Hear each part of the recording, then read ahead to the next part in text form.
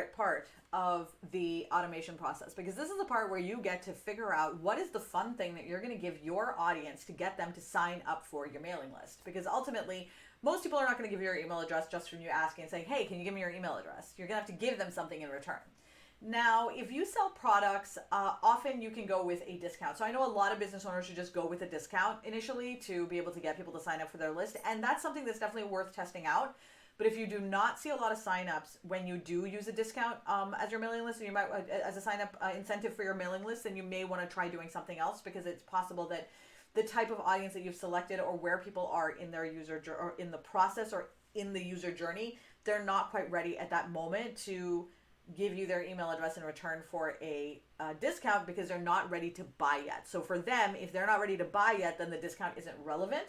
But if they're close enough to like, ooh, I'm interested, and you offer them the discount, then they will, right? So it really depends on where someone is in the journey. But if you find that not a lot of people are signing up for your list using that as an incentive, then that means that you're just diving into that too soon, and you may need to pull back a little and use a different alternative, okay? So we're going to talk about some of the different options that are available for you in terms of a lead magnet, an incentive, a freebie. The one thing that I want to share with you is this. I know we've talked about this briefly, and we're going to talk about it again over the course of the entire time we're working together. But every action someone takes in your sphere of influence is one more touch in the 7 to 15 touches that are necessary to get somebody to convert. So if a stranger sees your, say, a post of yours online, that's touch 1. And they click on it, touch 2. They come to your page, and then they scroll, touch 3, and so on, right? There are different types of, the way in which somebody interacts with your freebie can often add extra touches. So for example, what we're going to talk about actually today is the many different types of freebies that you can have. And I'm going to start with my favorite, which is the quiz, because this one has a lot of touches in it. So this is the highest converting type of freebie that there is. People love quizzes, especially when they're short and fun, and like archetype quizzes, what type of this are you, that kind of thing. People just love them. Now here's what's key, is that every time someone clicks on a quiz option, so there's 5 questions, and they do 1, 2, 3, 4, 5 questions, all of them. Every time they click into the next one, that's a touch, right? So when you have a quiz, if there's 5 questions and you think to yourself, okay, someone saw your post for the quiz, clicked on the post for the quiz, got to the quiz, went through to 5 questions for the quiz, we're already at 8 touches, right? So you can get a lot more touches from a quiz than you can from anything else, which is why they're so high converting, because once someone starts engaging in it, they're usually going to continue down the funnel, okay? They are fun, they're interactive, people really, really enjoy them. So that's a really great thing that you can use for a quiz. If you are not sure how to do quizzes, or you want to do one and you're like, I'm not sure exactly how to do it or what kind of quiz to do, bring your question to the squad. We can talk about it in there. This is something that we can workshop in there. You can create your quiz, test it out in the squad, get some feedback in the squad, and put the whole thing together in there before you launch it with your audience. I have a quiz as one of my lead magnets. You may have seen it. It's the how much time will you save quiz, where you answer a bunch of questions, and at the end it'll tell you, well, okay, by using my handout you will save either 5 to 7 hours, 7 to 10 hours, or 20 hours a week from your business. Now that's a fairly involved type of freebie. So if you're going to do that, it's going to take you some time to put that together, to think about what the quiz is, what are the goals, etc., etc. So you may want to do something a little bit less intense and something that you can do quickly. I started out with a video and a printable. So a video, a webinar, a video tip, that works great. Basically, this is for, say, a customer who is looking for information. They want to learn something about whatever your sphere of influence is. So if you sell cleaning products, then they may be curious about how to get grime off of their stove or something like that. So you making a video tip where you basically say, here's 5, give me your email address and I will give you 5 all natural ways to get grime off of your stove, right? So that's something that's going to help your audience. The freebies, keep this in mind, is that your freebies need to be something that your audience wants, okay? So it's something that's going to make your audience's life better. Sometimes these are things that you maybe have given away for free before, but now you're like, oh, I can turn it into a freebie. That's fine too. So maybe you did this video once where you told people how to get grime off their stove. It went really, really well. Everybody loved it. It was your highest performing piece of content. And you're like, you know what? I think I'm going to make myself like a video about this, and I'm going to actually maybe hide it, or I'm just going to keep it there and have it be a freebie as well, just in case somebody hasn't seen it. They can give me their email address.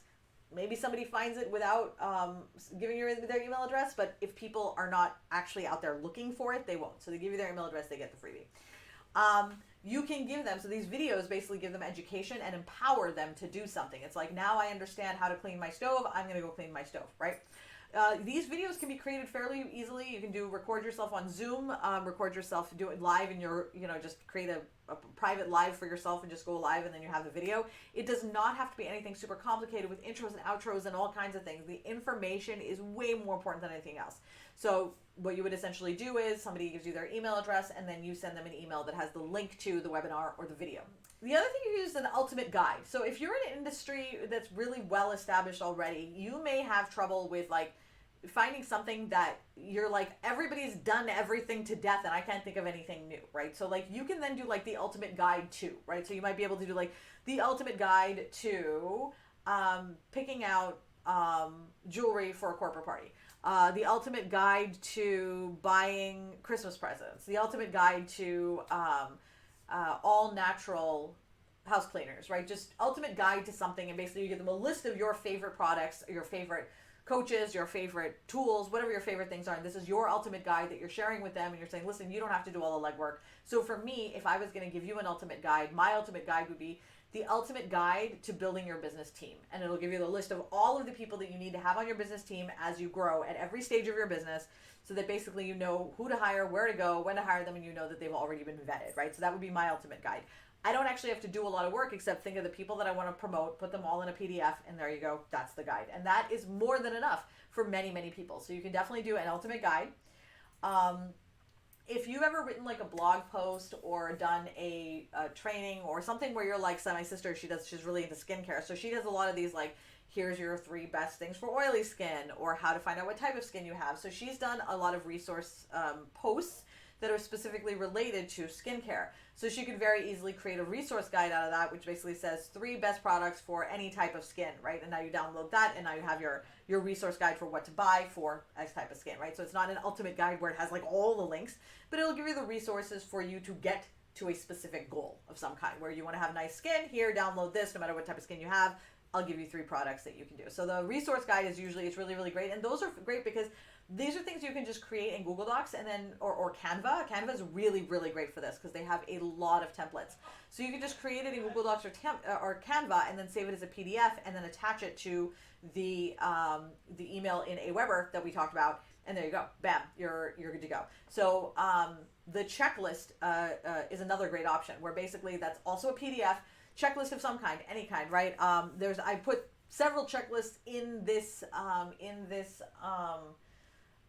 training. In fact, in this particular Stage 4 Lesson 4 workbook training, there's a checklist for all of the steps that you need to make sure that you take so that your automation actually works, right? So if you don't have all those steps taken in Aweber, then your automation isn't going to work. So I just have a checklist to say, hey, this is a great way for you to troubleshoot your automation. Take that, right?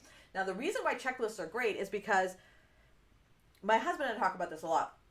When you are an expert in something, right? So let's say you're an expert. Like I'm an expert in Facebook. I'm an expert in business strategy. It is very common for people who are extremely good at something or have a lot of experience in it to miss steps and make mistakes because they're just operating on autopilot, and sometimes they can operate too much on autopilot and just miss the steps. I'm like, oh my goodness, how did that happen? So having the checklist helps you to stay on track if you are an expert. And if you are not an expert, if you're just starting out, then the checklist helps you to figure out exactly what it is you need to do next so that you can stay on track and look at it. It is a fallacy to think that only people who don't know what they're doing or haven't done this need checklists. I use checklists for everything, regardless of how good or bad I am at it or how long I've been doing it or what my experience level is, because I know myself and I know that the human mind doesn't remember as much as we think it will. So having the checklist will help you keep on track.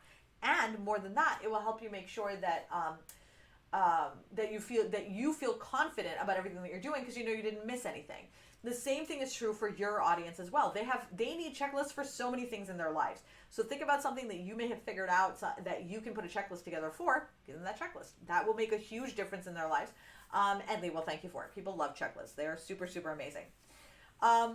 Workbooks are also great downloads. Now, most of my audience, you guys are not going to be doing something that has a requirement for a workbook because you mostly sell products. But If you are moving into a space where you are teaching how-tos, like for example, if you're an organizer or if you're a business coach, then a workbook can be an incredibly valuable tool to share with your audience, because when people finish workbooks, they really feel like they've learned something, they've done something, they've achieved a certain goal.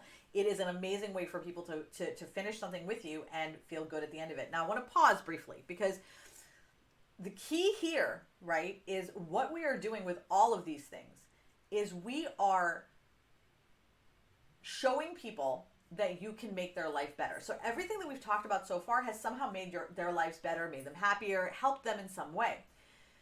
What they see from this is that, oh, working with you, even for free, gives me so much value and makes my life so much better. Keeping in mind that so much value can literally be look down before you walk so you don't step on a Lego, right? That is an enormous amount of value right there, because imagine the pain that I would have suffered if I had stepped on that Lego. Okay, so when I talk about value in your mind, don't conflate that into something like too huge, like, oh my God, value. It really can be something small, it can be something big, okay? But what we're really trying to do is show them that you know what you're talking about, right? I know what I'm talking about. Reinforce that trust, and then they will be more willing to buy from you. Now, something that would take a lot of work and a lot of time, but is really fun, and you can actually run it over and over and over again once you've done it once, are challenges. So if you run a challenge with your audience, like my sister is currently doing a walking challenge. I do the Hustle Proof Your Life challenge. Some people do a nutrition challenge. There's a lot of different types of challenges that you can do. A going live challenge. I recommend keeping challenges short, 3 to 4 days. But challenges are really great because they get people rallied up. They're really excited. It creates a lot of enthusiasm, a lot of adrenaline that goes to when people are thinking about a challenge. Plus, if you keep the challenge short, so like a few days, 3 to 4 days, then everybody gets like, boop, bam, out, right? And it just like, it feels so good and it feels so fast, and they boot with a lot of people. So it really does create this feeling of community and momentum that people love. And then once they finish a challenge, they are more than willing to give you all the money that they have. So that's another really powerful way of creating, of getting people involved. But it's something that you would run on a periodic basis. So you're not going to be able to have like a freebie or a freebie or an incentive that says do this challenge with a group or a community that you'd have to run periodically. Now you can do non-live challenges. So they're like, basically, here's my 5-day challenge. You do it on your own. Those will work, but they will not work as well as ones that you do live. So what you could do is do it kind of like the way I do the Hustle Proof Your Life challenge, where you have like the Hustle Proof Your Life live, right? But then you also have the one that you can do on your own when I'm not doing the live version. But in either case, doing those for free really generates a lot of interest, a lot of enthusiasm, and is a really quick way to get a lot of very cold customers to be very cold strangers to be warm customers very, very quickly. Now, here's the thing. I'm not gonna go into the details of how to make all of these in here, because as I was creating this course, one of the most important things that I really wanted to make sure that I shared was the strategy. There are many people out there, many coaches out there who are experts in how to create a quiz lead magnet and how to create a printable. Katie Gunther in the squad is an amazing resource, and I'm sure you've already bought 500 other trainings that teach you how to do this. One of the key elements of the roadmap to success is to make it so that things that you have already spent money on in the past now suddenly have more value because you know exactly how to use them. So if you need help creating a lead magnet, we can definitely help do that in the squad. We will have some trainings in the squad to do that with us. But the purpose of this particular training is for you to determine which one you want, and then to start moving in the direction of putting it together without giving it too much thought, because the overthinking part is the problem. So what I would recommend is picking something quick, something simple, so a PDF, a printable, something like that is going to be your best bet, because you really want to get to fill that hole and get that user journey going as soon as possible. You can always come back over time and improve and add more bells and whistles and fancier things and make it a little bit more robust. The squad has been constantly reiterating over the last 4 years. When I first started, I just had a printable. Now I have a lot of different things. So don't feel like you have to do all the things at once, but the most important thing for you is going to be picking a simple one, and then getting it out there. So feel free to ask in the squad if that's something that that you are into. So we talked a little bit about this earlier on in the earlier training, but I want to remind you, you're going to need to get people to sign up for your list, and that's going to happen on your cover photo, and that's going to happen in posts that you make, and that's going to happen in how often you share the link for whatever your incentive is. So I really want to encourage you to head back to stage 2 and look at all of the unique value proposition ideas we talked about, the things that make you special. What is it that your audience is looking for? What are their pain points? So that you can workshop language about this specific incentive to get them to sign up for it. And then your cover photos language will now update to reflect that, so that now when someone comes to your page, this is what happens. They find you somehow. They click a post, they do whatever, they come to your page, they see the page, and the cover photo tells them what this amazing freebie is and the thing that they're going to get out of it. What problem is it going to solve for them? What you're going to get out of your stage 2 work. And then they're going to click on that blue button, and it's going to take them then to the form that you've created where they can then download this freebie. All right? So here's what I want you to do. Pick one, head over to the squad and share it with us, because the most important thing that you're going to do today is just pick one and get going. All right? Can't wait to see it.